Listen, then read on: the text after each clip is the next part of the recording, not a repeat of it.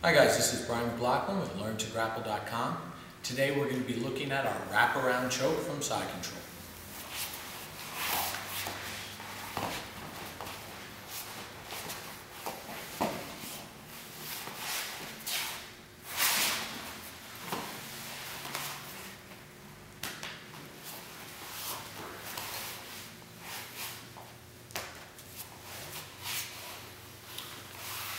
So we kind of have two finishes here.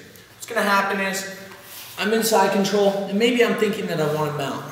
I swim my elbow inside his arm, and I turn and face his legs. This can be done for a lot of reasons. There's some knee bars I could attack with. I could also, maybe set up a twister here, or the most common is that I'm just trying to mount.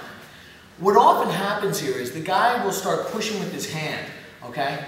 So as I feel that, I want to start kind of giving way. I'm going to whip my arm and wrap around his head with my right arm. I whip around here.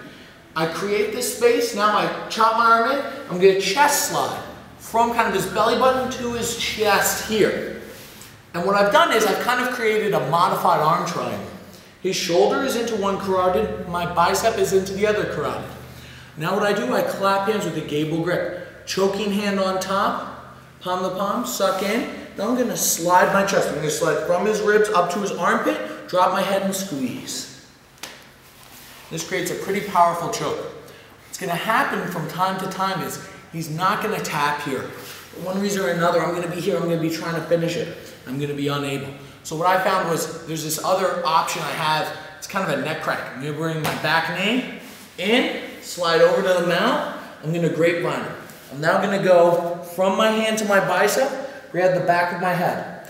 I'm going to grapevine sprawl out and crunch up hard. And this creates a simultaneous choke and neck crank. This one's a little meaner. I like to say it's a move you don't make a lot of friends with. Okay? So one more time going through.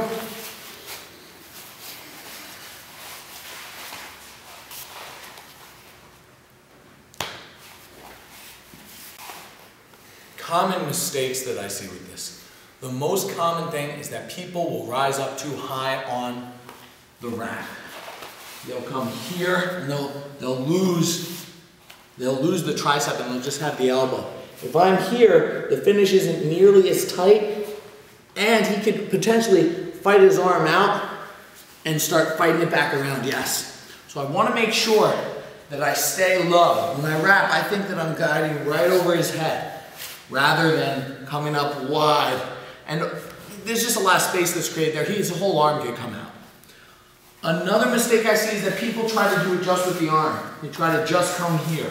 This will work if I'm stronger.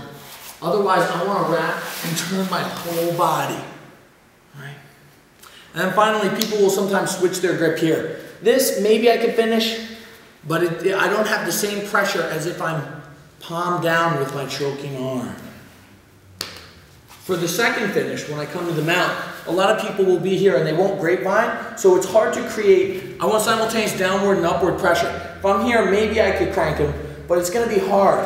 What happens here is I get pressure with my hips and my chest driving into him as I'm cranking up. So it's not just a neck crank, it's also the force of my hips and my chest driving into him. Now we're going to look at this just from a different angle. So you can see kind of what my lower body is doing as well.